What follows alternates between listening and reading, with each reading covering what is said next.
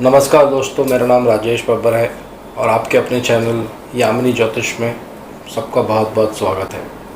तारा लग्न आज एक थर्ड पार्ट इसका बनाने जा रहा हूँ कि पिछली वीडियो जो मैंने तारा लग्न पे बनाई थी, बहुत सारे मेरे पास टेलीफोन कॉल्स आई हैं कि कुछ उसमें कन्फ्यूज़न हो गया, समझ नहीं आ रहा है। तो आज बहुत ही इजी ढंग से इसको मैं आपको बताऊँगा कैसे एक एक चीज़ इसमें लिखनी होती है, कैसे कैलकुलेट करना होता है।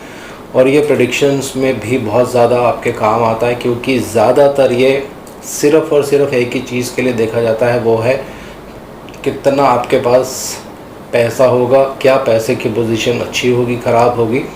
ये सारा तारा लग्न से पता चलता है दोस्तों। तो हर व्यक्ति के चंद्रमा जिस नक्षत्र में होंगे उसी हिसाब से ये बनता है। तो इसकी क्या विधि होती है पूरा डिटेल में आपको मैं बताऊंगा। और स्क्रीन पे आप एक स्लाइड देख रहे होंगे जिसमें हर नक्षत्र की शुरू वाली डिग्रीज लिखी हैं, यानी कौन सा नक्षत्र किस डिग्री से आरंभ करता है वो वहाँ पे लिखा हुआ है, क्योंकि इसका बहुत महत्व होता है। पिछली वीडियो में ये मेरा मिस हो गया था, तो बहुत से लोगों को उसमें समझने में थोड़ी सी डिफ़िकल्टी हो रही थी। तो आइए वीडियो आरंभ करते हैं और सबका बहुत बहुत धन्यवाद। आशा करता हूँ सब कुशल मंगल होंगे। भगवान शनिदेव से और भगवान गणेश जी से आराधना करूँगा, सबके घर में सुख और शांति बनाए रखें और ये विद्या सीखने में हमारी मदद करें। तो तारा लग्न आज का जो विषय है, तारा लग्न है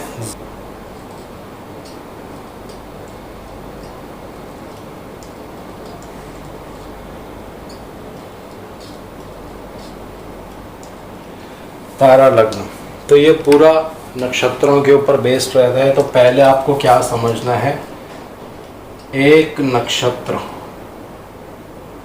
तो थोड़ी सी मेरी हिंदी कमज़ोर है, इसके लिए मैं थोड़ा सा क्षमा मांगूंगा, लेकिन मैं कोशिश करूंगा जितना क्लियर मैं लिख सकता हूं।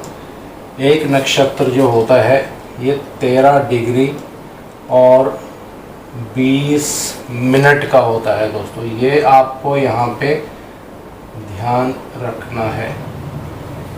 एक नक्षत्र 13 डिग्री 20 मिनट का होता है। अब सबसे पहले हमें क्या करना है, इस 13 डिग्री को मिनट में बदल लेना है। तो उसकी क्या विधि होगी, 13 को आप 60 से गुना करेंगे तो ये आ जाएगा 780। उसके बाद ये जो 20 मिनट आपके पास बच गए हैं, इसको हम इसमें जोड़ देते हैं तो ये आ जाता है 800। अब 800 मिनट आपके पास हो गए। तो एक कुंडली में 12 भाव होते हैं। तो आपको क्या करना है, इस 800 को 12 से भाग कर देना है। तो लगभग जब आप कैलकुलेट करेंगे तो ये आपके पास उत्तर आ जाता है दोस्तों। तो इसको आप नोट कर लीजिए, इसकी हर जगह यहाँ पे आवश्यकता पड़ने वाली है। तो इसको मैं अभी मिटाने जा रहा हूँ, लेकिन दोबारा से मैं आराम से बता देता हूँ। आज बहुत आराम से वीडियो बना रहा हूँ, स्टेप बाय स्टेप एक एक चीज़ आपको बहुत आराम से बताऊँगा ताकि ये कॉन्सेप्ट पूरा क्लियर हो जाए। तारा लग्न आज का हमारा विषय है। एक नक्षत्र 13 डिग्री 20 मिनट का होता है, जिसमें 4 चरण होते हैं। अगर आप इसको 12 भागों में बांटोगे तो वो भी एक विधि होती है, वो अगली वीडियोस में आपको सिखाऊंगा। अब हमें क्या करना है, इस 13 डिग्री को मिनट्स में बदल लेना है। तो 13 को 60 से गुना करेंगे तो 780 आ जाता है। ये 20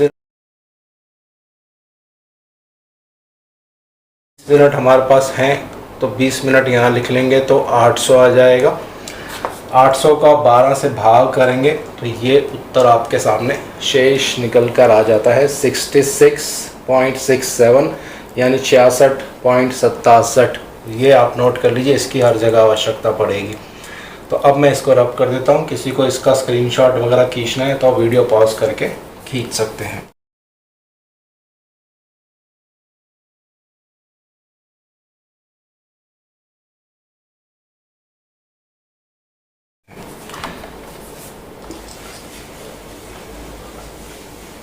तो ये सबसे ज़्यादा महत्वपूर्ण है, क्योंकि ये समझ आना बहुत ज़रूरी है। अगर ये समझ नहीं आएगा तो आपका जो वीडियो है, जो आपका जो प्रेडिक्शन है, वो गलत हो सकता है दोस्तों।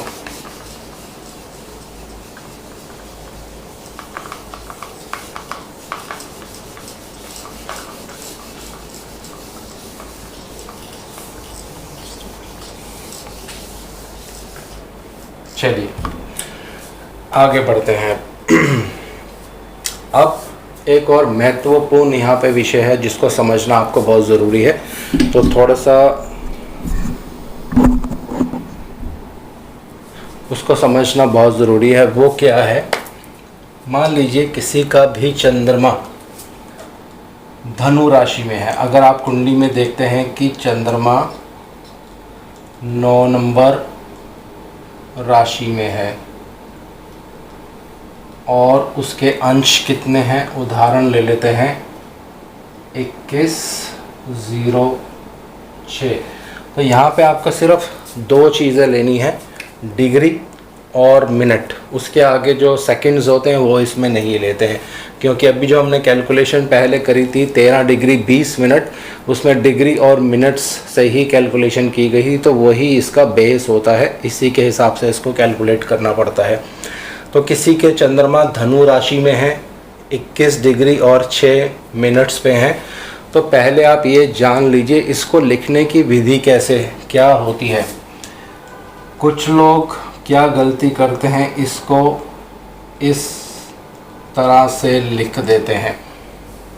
तो अगर आपने इस तरह से लिख दिया तो इसको ज्योतिष में कैसे पढ़ा जाएगा कि 9 राशियां पार कर चुका है, मकर राशि में 21 डिग्रीज और 6 मिनट पर चल रहा है, तो ये गलत विधि है।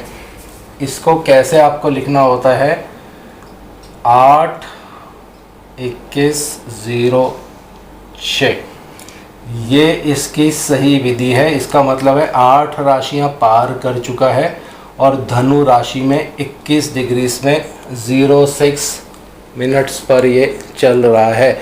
यहीं पे मेरे पास बहुत सारे कॉल्स आए हैं कि ये वाला पॉइंट सबको समझ नहीं आ रहा था।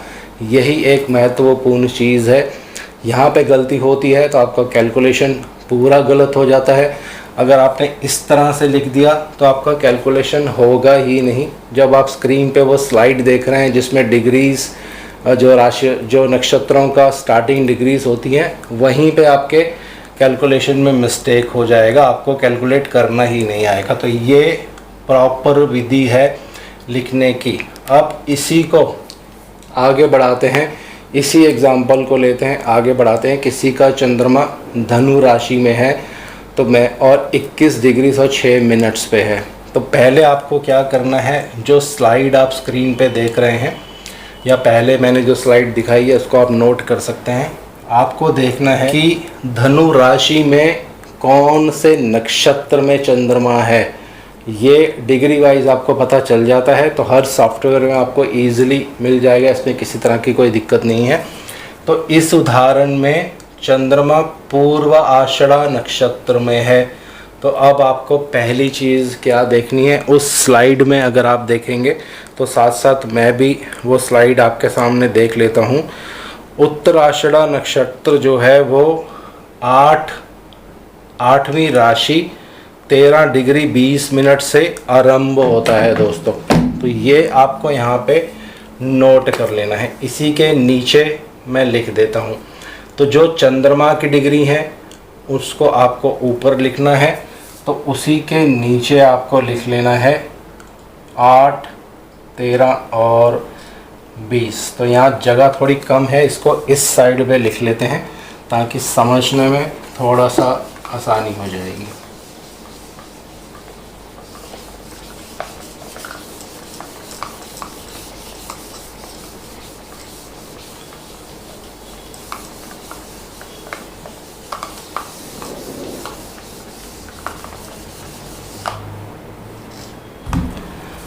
चलिए, तो 8-21-06 ये चंद्रमा आपका इस राशि में है, यानी धनु राशि। बाकी सब आपको मालूम है।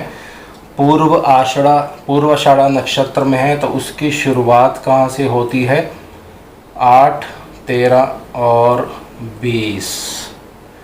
ये आपके पास एक फिगर जो है सामने आ जाएगी। अब आपको क्या करना है, इस सारे को इसमें से माइनस करना है, यानी घटाना है। यहाँ पे माइनस का साइन लिख लेते हैं।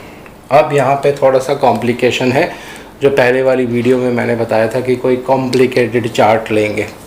पहली चीज़, जब 6 में से आप 20 माइनस करेंगे तो नहीं कर सकते हैं, क्योंकि 6 कम है 20 ज़्यादा है। तो आपको पहले क्या करना है, यहाँ पे 60 लिख देना है। तो जब आप 60 लिखेंगे तो ये 66 हो जाएगा। ये 66 60 मैंने कहाँ से लिया है, यहाँ से। इस 1 डिग्री को कम करेंगे, यानी 1 डिग्री 60 मिनट के लगभग मैं इसको ले रहा हूँ। तो यहाँ पे 21 की जगह आप क्या कर देंगे, 20। 1 डिग्री यहाँ पे कम हो गई, तो उस 60 मिनट को मैंने इसमें जोड़ा तो ये 66 आ गया। तो 66 के नीचे अब मैं क्या करता हूँ, इसको यहीं पे लिख देता हूँ ताकि समझ आने में इजी हो जाए। अब इस 66 में से मेरे को ये 20 घटाना है, तो 6 और 46, तो ये आ गए 46 मिनट। अब वापस इस पे आएंगे। यहाँ 20 डिग्री बच गई थी, क्योंकि 1 डिग्री मैंने यहाँ पे 60 मिनट में कन्वर्ट कर दिया। तो 20 में से 13 जब जाएंगे तो आएगा 07। तो यहाँ पे मैं 46 लिख देता हूँ। ये 46 यही वाला है जो हमने कैलकुलेट किया था। तो यहाँ पे आपका हर समय 00 ही आने वाला है, ये आपको हमेशा याद रखना है। अगर यहाँ पे आपकी गलती होती है तो इसका मतलब आपने लिखने में कहीं गलती करी है। अब ये कैलकुलेशन आपके पास आ गई है। 7 डिग्री 46 मिनट, तो जो पहले मैंने आपको कहा था एक नक्षत्र 13 डिग्री 20 मिनट का होता है, उसको हमने मिनट्स में कन्वर्ट कर लिया था। इसी तरह से इसको भी अब हम मिनट में कन्वर्ट करेंगे। तो 07 को 60 से मैं गुना करता हूँ तो ये आ जाता है 420। इसमें मैं 46 जोड़ देता हूँ तो कितना आ जाएगा, बहुत सिंपल ढंग से मैं आपको बता रहा हूँ। तो ये आ जाएगा 466। अब इस 466 को आपको क्या करना है, जो सबसे पहले हमारे पास एक फिगर आई थी, कौन सी, 66.67, जो मैंने आपको कहा था आपको नोट कर लेना है। जब आप इसको इससे भाग करेंगे तो ये लगभग 6.98 आएगा। तो इसको आप कैसे लिखेंगे, 7वीं राशि। ये चीज़ आपको ध्यान रखनी है, 7वीं राशि, 7 नंबर राशि नहीं, 7वीं राशि। तो जो भी कुंडली में आपका लगन होगा उससे जो 7वीं राशि होगी वो बनेगा तारा लग्न। तो इसको एक उदाहरण से मैं आपको भी बताता हूँ। तो मैं इसको मिटाने जा रहा हूँ। अगर किसी को ये नोट करना है तो आप कर सकते हैं। 2 मिनट के लिए मैं वीडियो होल्ड करूँगा। अब आगे चलते हैं। सिंपल एक छोटी सी कुंडली लेते हैं।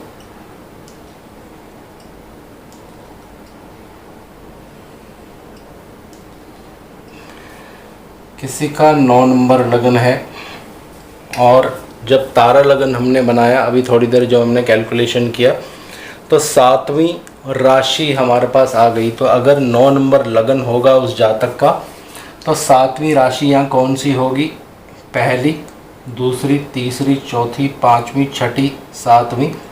यहाँ पे 3 नंबर आएगा।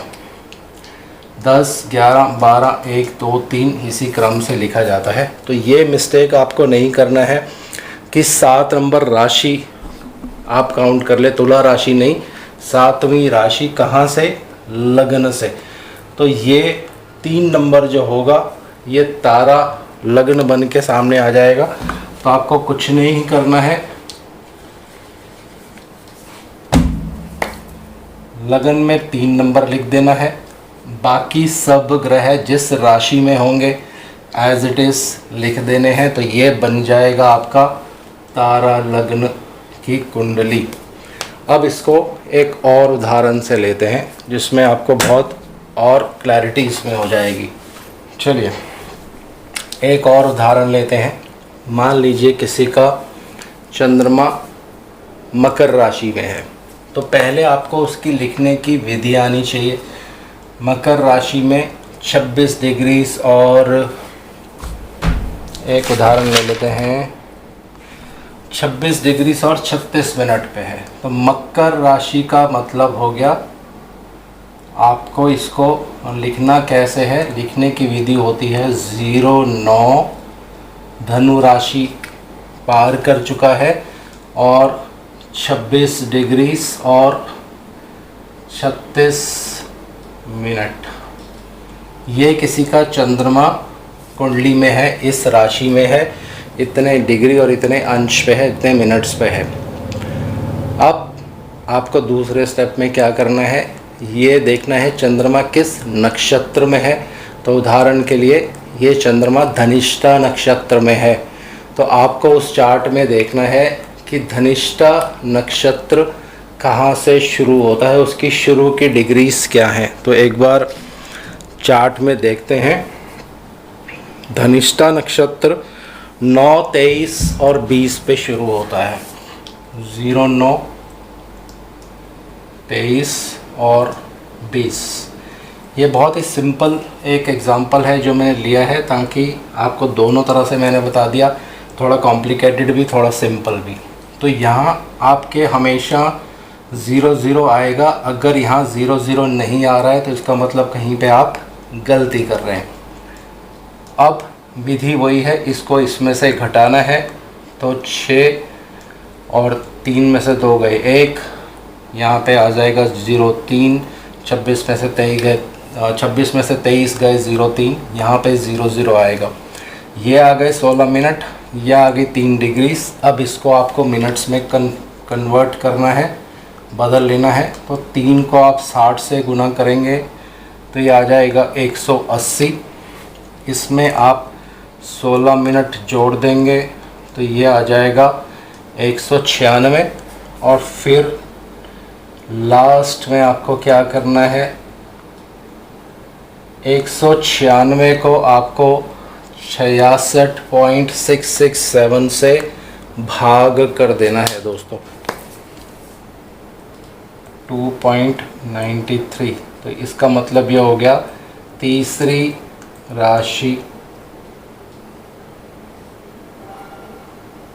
ये आपके लिए एक महत्वपूर्ण है। तीसरी राशि का फिर मतलब क्या होता है, जो भी उस व्यक्ति का लग्न होगा वहाँ से जो तीसरी राशि होगी वो बनेगी तारा लग्न।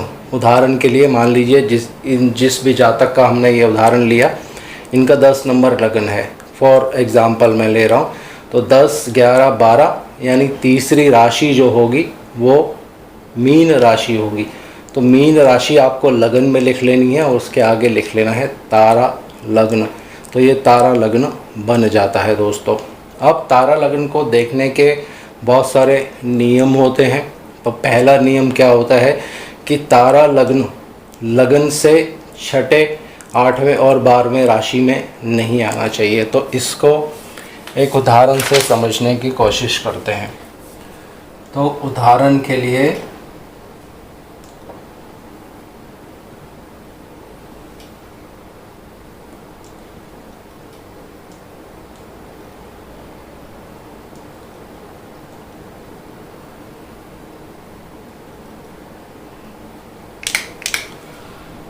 उनका 12 नंबर जो था वो तारा लग्न बन के आया था और उनका जो जन्म कुंडली है